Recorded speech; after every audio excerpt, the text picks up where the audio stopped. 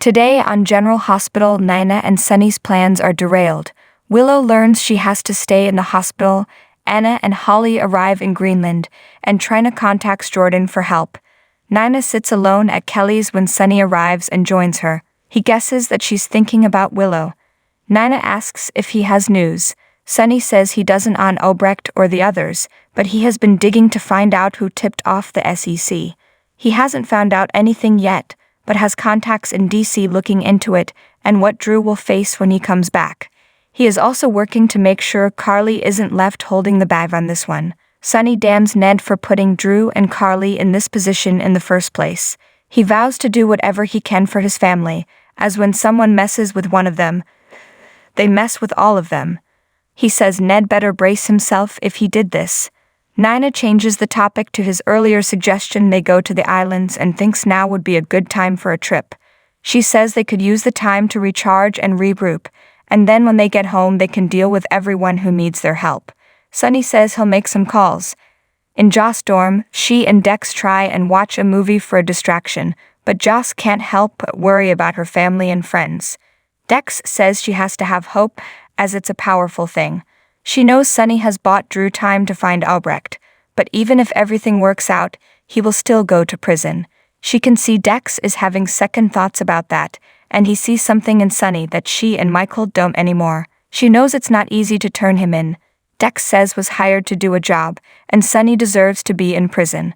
He says his part in this is over, and it's up to her brother now. Joss just wants to enjoy this last little bit of time before the fallout and her family is broken into Team Michael and Team Sunny. They kiss but are interrupted when Dex gets a call from Sunny. Dex takes the call and Sunny asks him to charter him a private plane as soon as possible, explaining Brick is using his private jet. Joss meanwhile gets a call from Carly about Willow. Joss says she's on her way. She and Dex head out together, but to deal with separate issues. Back at Kelly's, Sunny tells Nina they'll stop by their places to pack and head out immediately. Dex arrives and says everything has been arranged, but there's been a development with Willow. Dex informs them that Carly called Joss and said Willow collapsed and was taken to GH. Sunny tells Dex to cancel the flight and he and Nina rush out. At the hospital, Carly assumes the exhaustion of the day must be why Willow passed out. TJ says it's more than that. Willow has bleeding that isn't clotting. He says this is an indication her body is breaking down and not healing itself. Michael knows they are running out of time, but what are they going to do about it? TJ advises they keep her here to buy her more time until Drew gets here with Obrecht.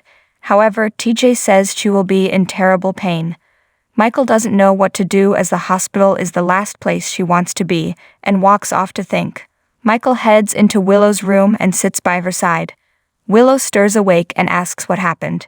He explains she passed out and he brought her to the hospital. She remembers they were talking about Sunny. He says they are done talking about him, and they need to focus on her health. Willow wants to be home with the kids. Michael wants that too, but her only chance is to stay in the hospital. He explains TJ believes she needs to stay here and be monitored to buy her time for Drew and Albrecht to get home. He knows this isn't what she wants, but this is their last shot. Willow says if Drew is risking his life for them, she'll stay and fight. Joss arrives and Carly tells her that Willow's only shot is a transplant and they are running out of time. Carly says Willow was fragile before, and she hopes this SEC thing didn't push her past her breaking point. Joss says that's on Ned. Carly can't believe he could be so cold and do this to Willow and Michael now of all times. She blames herself and says she gave Ned this opening, and Drew and Michael both told her not to buy the stock. Joss says she was just trying to help someone she loved. Joss notes what she did was good, and what Ned did was harmful. Dex calls Joss and tells her that he just saw Sunny and Nina and they know. Just then Sunny and Nina enter. They approach Carly, who has a grim look on her face. Robert is dragged to the elevator in cuffs and demands that Agent Hensley call the new director and stop the bombing of the island. Hensley says that's not his decision to make, and Robert's under arrest. Diane and Jordan step off the elevator and say he's not taking Robert anywhere. Hensley insists this is a matter of international security and they have no jurisdiction. Diane talks Robert's civil rights and legalities to the agent and orders Robert to be let go. Hensley uncuffs Robert but says the bombs won't be stopped. Robert says he needs to contact the new director and talk him out of this. On the haunted star in Greenland, Spencer is shocked to learn his grandmother is here. Curtis won't leave them, but he needs Trina and Spencer to get to the seaplane with Ace.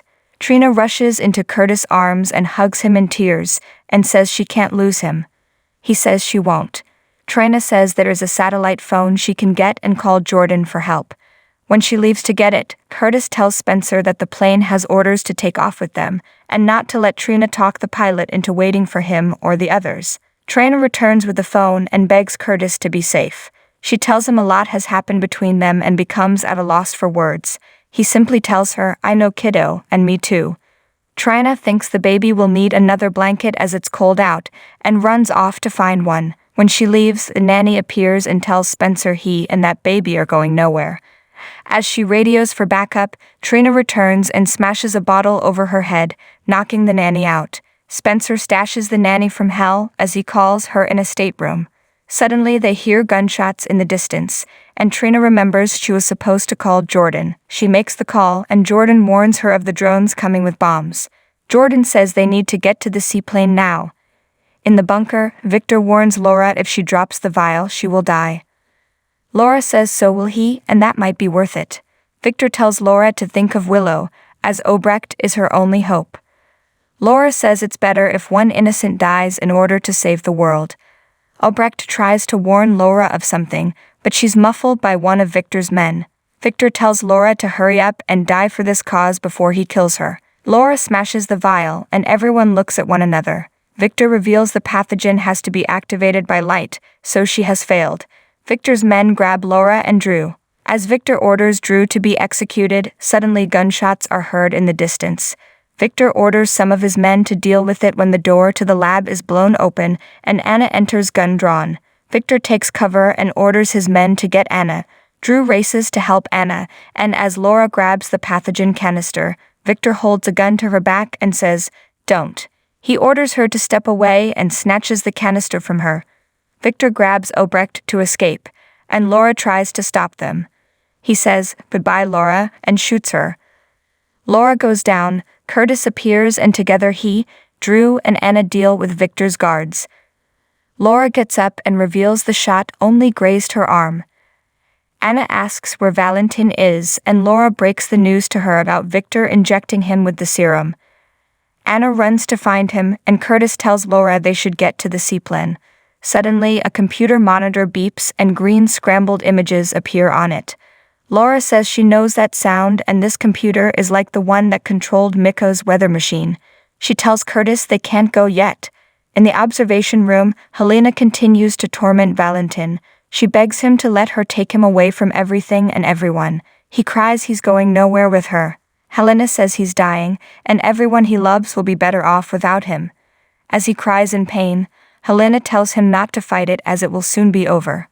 He says he will take agony over an eternity with her. Helena urges him to let go. It's easier that way. Suddenly he sees Anna looking in from the window, and he smiles at her.